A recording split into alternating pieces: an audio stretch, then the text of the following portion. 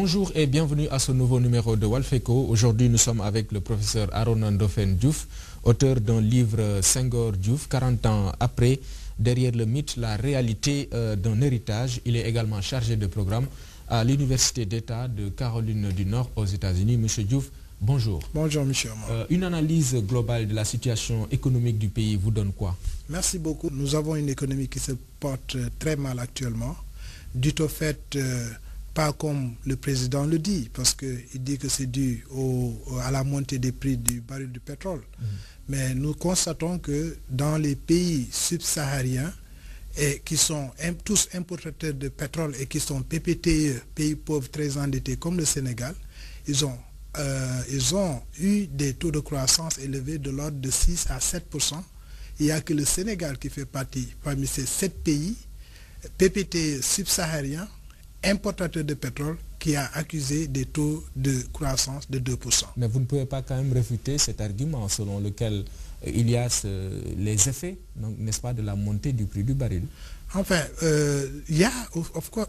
bien sûr, il y a les effets de la montée du baril. Mais pourquoi, par exemple, les autres pays tels que le Mali, le Burkina Faso, etc., n'ont pas eu une inflation comme on le vit aujourd'hui au Sénégal?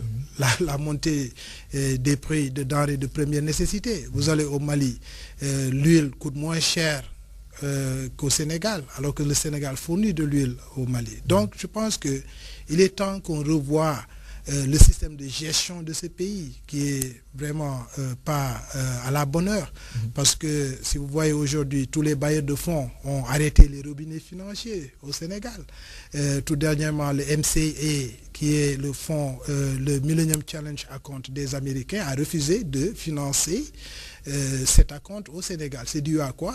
Simplement parce qu'ils sont venus dans notre pays, ils ont envoyé Freedom House, des maisons de recherche sur beaucoup de points de vue. Ils ont analysé la situation administrative, la gouvernance au Sénégal et les droits de l'homme, les droits civils, etc. Et ils ont su que le Sénégal était mal géré, raison pour laquelle ils se sont retirés et ont emmené leur argent. C'est ça. Bon, d'autres